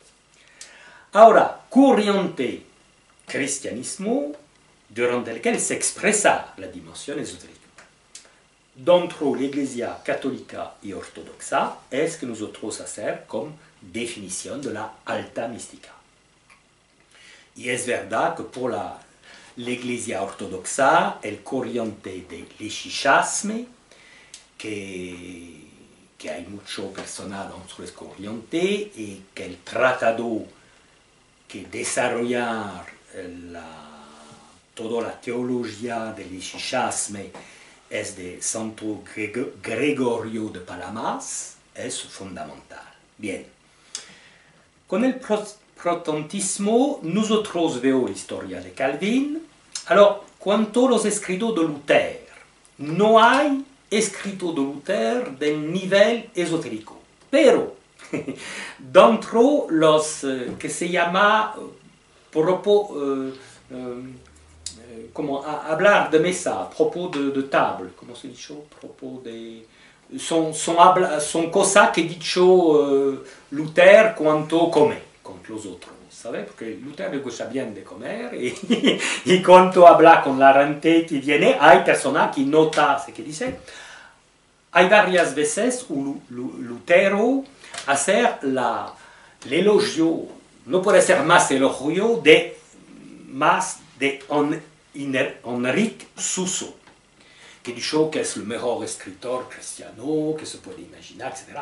Pero precisamente, Enrique Suso es un discípulo de Maestro Eckhart, es una expresión de la alta mística cristiana. Primero punto. Y segundo punto, Luther hace la prefacia de un libro anónimo que publica Luther igualmente, que se llama Teología Germánica. Y una prefacia con muchos elogios. Y Teología Germánica, este libro anónimo, es una expresión de la alta mística cristiana. Bien. Aparte de eso, nosotros podemos decir igualmente que hay dentro del movimiento protestante de los Quakers, hay, no todos, pero hay que exprimir muy bien la dimensión esotérica. Independientemente de la ortodoxia protestante, hay Jacob de Bohème, que habla del nivel esotérico, y dentro de los discípulos de Jacob de Bohème, William Lave, que es de la Iglesia, que es una autoridad de la Iglesia protestante de Inglaterra, es expresión perfecta del esoterismo cristiano. Por eso hay un esoterismo cristiano que corresponde a nosotros dentro de las tres iglesias. Ahora la cuestión del camino de la energía. Bueno, es evidente que no hay camino de la energía dentro de las iglesias cristianas. Hay camino de la energía dentro de la civilización cristiana. Y esto corresponde a la alquimia. Y por eso, en general, la gente ha dicho que la alquimia es el ancestro de la quimia. Y esto es verdad y es falso a la vez, depende. Porque, por ejemplo, si nosotros hablamos de la espiritualidad de los francomasones, es verdad que los francomasones hay, por una parte, una actividad física, que son personas que construyen los edificios, y por otra parte, hay una espiritualidad iniciática. Bien.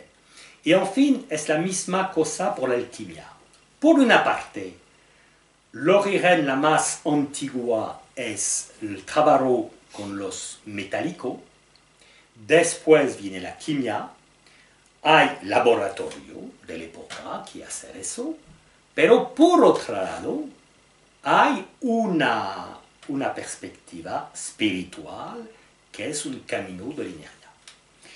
Y si tú haces lectura de tratado de alquimia con esta perspectiva, es como si tú le miras con nueva ojos. Ojos. Con nueva ojos. Y hay muchas cosas que te parecen a partir de eso claro. En primero, la transformación, el simbolismo de los metálicos. Transformación del plomo en oros. no es transformación de fabricación de oros como lo creó varios tontos, no, no es eso. Porque el plomo, el símbolo, el plomo corresponde al estado del alma el más bajo. Y transformar el plomo en oros es en fin corre la transubstantación del cuerpo. Transmutación, hay otra transubstantación. No sé. Es una palabra más teológica. Pero bueno, digo transmutación, pero menos teológica. No es una palabra teológica. Bien, no importa. Transmutación. ¿Cómo dices tú? Transubstantación. Transubstantación, es eso, transubstantación. La transubstantación del cuerpo psíquico en cuerpo glorioso. ¿Comprender? Esto significa eso. Y todas las capacidades de la piedra filosofal precisamente corresponden a las capacidades que tiene este cuerpo glorioso. Por ejemplo, tú sabes que el cuerpo glorioso de los bodhisattvas se puede multiplicar. El mismo bodhisattva puede multiplicar mucho réplica de su propio cuerpo por ayudar ante una multitud de mundo. Esta posibilidad de demultiplicación corresponde a la piedra filosófica. Es un aspecto. Bien. Por otro lado, la necesidad de correr esta significación te la impone los textos que insistir mucho pasaré, que insistir mucho. No, es muy importante que nuestro fuego tiene un régimen constante que nos separa todo el tiempo. Pero por otro lado te he dicho que no es un fuego físico. ¿Qué fuego? Es el fuego del ardor, el mantenimiento de la tensión constante, etcétera, etcétera. Bien. Por eso que los mismos tratados de alquimia occidental hay mucho palabra de derisión, por se llama los que suflan, ¿sabes? Sopladores. Sopladores, que buscan de hacer oros de manera física, y hay mucho pasaje de derisión por eso. Bien. Ahora, esa parte es la paréntesis con el camino de la energía. Ahora, dentro de la tradición cristiana, las tres iglesias, cómo se va a hacer la realización de la dimensión esotérica. Todo lo mismo, la misma cosa por todos, posibilidad de un salto intuitivo. Un tema que desarrollar varios místicos, el nacimiento del Cristo en ti mismo. Y claro que cambiar mucho la perspectiva. Nacimiento del Cristo en ti mismo. Y claro, la práctica de la oración que culmine en silencio contemplativo. ¿Cómo se hace el enraizamiento de la atención? Fixación constante con el Señor, con consecuencia natural del amor, dentro de los mística. La vivencia sobre la mirada de Dios, que es omnipresente en cada constante, ¿sabe? Dios me ve, corresponde a la vigilancia comprender de los budistas, porque si tiene conciencia de eso, tú no vas a hacer mucha tontería. Amor de los próximos, dentro cada uno hay la presencia de Dios, la caridad cristiana clásica. Una cosa que corresponde, que es el equivalente de los mantras hindú y budista, es dentro de la iglesia ortodoxa la oración del corazón. Señor Jesucristo, ten piedad de mí. Esto se repite de manera mental por mantener la atención. Y dentro de la iglesia católica hay que se llama corta oración jagulatoria. Jagulatoria, bien, que es la definición teológica de que hay muchas veces un santo, que por ejemplo, santo de así, dicho, mi Dios, mi todo, ¿comprender? Que son corta formulación que puede se repetir así y que son el equivalente de mantra. Alors, comment se borra l'ego dentro el cristianismo? Se borra como humildad, mortificación, aceptación del sufrimiento como participación a la sufrancia del Cristo, con dos aspectos, sufrancia del Cristo con la cruz o con el Sagrado Corazón. Bien. Y el amor de Dios, que no, más hay amor de Dios, más hay desapego del mundo. Sumisión a la voluntad divina, que ta voluntad sea cumplida. Y voluntad de hacer el servidor del Señor, pero, como una frase es muy fuerte, el servidor inútil, donde habla el Evangelio. Porque si tú creo que tú eres un servidor útil, Dios no tiene todo potencial. Tú eres servidor inútil. Bien. Ahora, la dimensión esotérica dentro del Islam. Es la última gran declaración. Alors, en primero, como las fuentes esotéricas de la dimensión esotérica dentro del Islam. Son una serie de hadith. ¿Sabe? Hay el Corán y los hadith son palabras que dicho el profeta en varias circunstancias. Como hay necesidad de una prueba, es que por cada hadith se dicho en esta circunstancia, con este testigo, el profeta es dicho eso y todos los testigos afirman que está bien eso que dicho el profeta. Bien, hay varias compilaciones de hadith y no todos los hadith, pero hay algunos hadith que expriman de manera perfecta la dimensión esotérica, como nosotros hacer la definición. Alors, denominación de cómo se hacer la finalidad del esoterismo.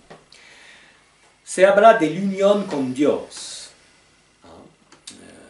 Es igual, unión con Dios, que es la consecuencia de un acto de amor, y de la atestación, se dicho en el sufismo, de la atestación del único por el único. Por en fin, es Dios en el hombre que atesta de su unicidad. Y hay una gnosis, igualmente, en el Islam, que es un conocimiento de sí mismo. Y como precisamente dicho un hadith del profeta, quien conoce a sí mismo, conoce a su Señor. Conoce a sí mismo, yo creo, conoce a su Señor. Bien.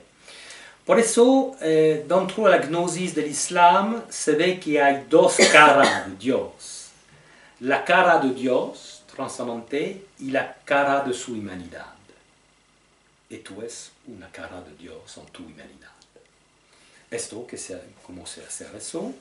Alors, ¿qué corriente de pensamiento, de escuela, corriente espiritual que exprimar la perspectiva esotérica? Dentro del sunismo es el sufismo, y dentro del shiismo es la expresión de la gnosis, que desvela la significación escondida de la revelación del Corán. Hay un camino de la energía dentro de la cultura islámica. En primero hay una alquimia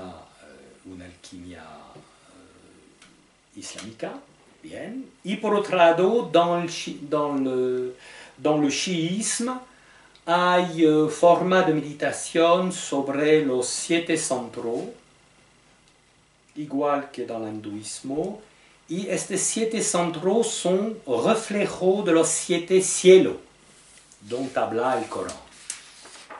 Y a cada centro hay atribución de un profeta, etc. Igualmente de color, de cosas, pero que no son el mismo color que dans el hinduismo, etc. Bien. Alors, manera de realizar la dimensión esotérica, salto intuitiva, todo de la misma manera. La descubierta del secreto profundo de cada persona, que es la presencia divina. que demeure con velo, ¿no? Desvelar es muy importante para la noción musulmana, es desvelar el secreto profundo de cada persona que es de misma naturaleza que la esencia divina. Alors, ¿cómo se va a hacer el enraizamiento de la atención? En primero hay la rememoración de los nombres de Dios. ¿No? Esto es muy importante. Dentro del Corán hay pasajes où Dios dijo, si tú te recuerdo de mí, yo me recuerdo de tú, etc. Por eso la rememoración de los nombres de Dios y muchas veces con relación con el corazón, etc. Bien. Y si no, una atención constante a Dios como objeto de amor. ¿Cómo se borra el ego dentro del Islam?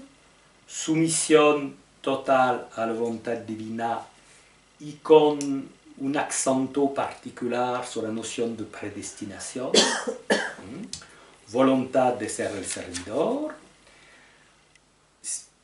cierra el corazón a todas las solicitaciones del mundo exterior y anihilación de la individualidad, del fana, anihilación de la individualidad en frente a Dios, que es la única realidad, la única plenitud. Bien. Alors, conclusión. Nosotros a tratar de demostrar que hay una fuente esotérica, una expresión esotérica en las diferentes tradiciones. Después, este resumen por escrito es disponible. Vosotros tenéis la ortografía, etc., la ortografa de los diferentes nombres que utilizar, y una persona que quiere buscar puede verificar lo que nosotros hemos dicho, que hay una manera efectiva en cada tradición, cosa, enseñanza que corresponde a la definición que nosotros hacemos. Y bueno, la conclusión es que ¿qué futuro tiene por las religiones? En fin, hay personas que creo que es como una lucha, que veo, en fin, que la religión que domina a todos los otros, etc. Y no, claro que no es nuestra perspectiva. Nosotros creo que precisamente la diversidad entra dentro del plano de Dios, el plano de la revelación. Y por otro lado, el estudio comparativo te demuestra que hay convergencia, por una parte, y por otra parte que hay complementariedad. Porque, en fin, esta tradición desarrollar mucho esta cosa, otra tradición desarrollar eso, y hay una noción de complementariedad. Bueno, aparte de eso, yo soy consciente de todas las críticas modernas que se hacen con las religiones. Bien. Y hay mucha crítica que tiene fondo de verdad, es claro. Pero la cuestión es que en cada tradición, y eso es imprescindible cuando una tradición toca millones de personas, en cada tradición hay una cima y una basura. Es importante tener cuenta de la existencia de la basura a nivel histórico y contemporáneo. ¿Dónde? Bueno, hay basura. Pero a partir del momento que tú sabes que hay una basura, me parece lógico de no demorar toda la vida la nariz con la basura. ¿No? Me parece mejor de se preocupar de la cima. Y en cada tradición hay cima, o hay convergencia, y hay cosas estupendas y muy buenas. Bien. Una última cosa es que dentro de los enseñanzas que se llama la de 9, hay varias personas que hacen la proposición de lo que parece una dimensión esotérica, despertar, no dualidad, etc., unión con Dios. Pero precisamente que hacer esta proposición como rechazo de todo ascesis, de todo esfuerzo que caracteriza las grandes tradiciones donde nosotros hablamos. Alors, eso parece un punto importante, porque es normal de hacer una pregunta. ¿es necesario hacer mucho esfuerzo o no?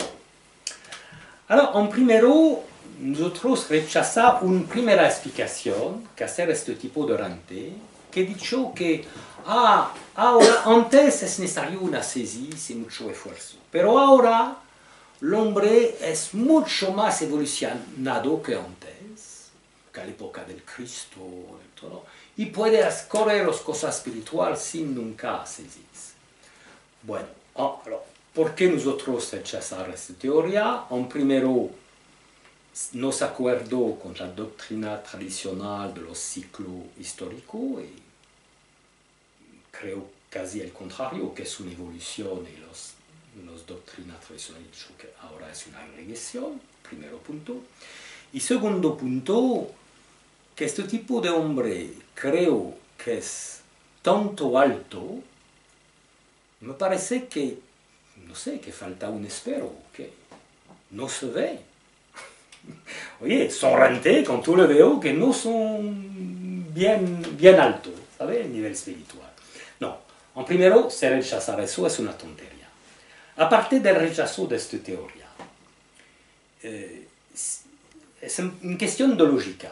Si dentro de las 6 grandes tradiciones, todos los grandes maestros, los discípulos, hacer una ascesis, muy importante, significa ascesis por nosotros no es ascetismo, no es mortificación demasiado, no, es control de sí mismo, atención constante, etc. De hacer las cosas con mucho esfuerzo. Si se puede sin esfuerzo, en fin, todos los maestros, todos los santos antiguos son tontos. ¿No sabe que se puede hacer sin esfuerzo, como lo creo los hombres modernos? ¿Qué? No, por eso no. En fin, no se puede hacer sin... Se puede hacer solamente por las personas que se dedican a eso, que trabajar mucho. Y es así de todos los tiempos. Y no cambiar a nuestra época. Y no confundir el progreso tecnológico y el progreso espiritual. Claro que hay progreso demasiado tecnológico. Progreso espiritual, no. bueno, si no se ve. Bueno. Y bien, alors, por eso que cuidar a las personas que te hacen la proposición de camino fácil, sin esfuerzo, cuida más si hay cuestión de dinero, si te vende este tipo de enseñanza, porque hay un interés. Y por terminar, la cuestión es que la realización de la dimensión esotérica es abierta a todos, es dentro de cada tradición. Si tú haces lectura de eso, tú veo que se puede hacer, con los esfuerzos, sacrificios, se puede hacer. Y yo termino por una frase de Teilhard de Chardin, que me gusta mucho, que ha dicho, todo se que sube, converge. ¿Vale? Y es así. En fin, a nivel esotérico, todo se que sube, converge.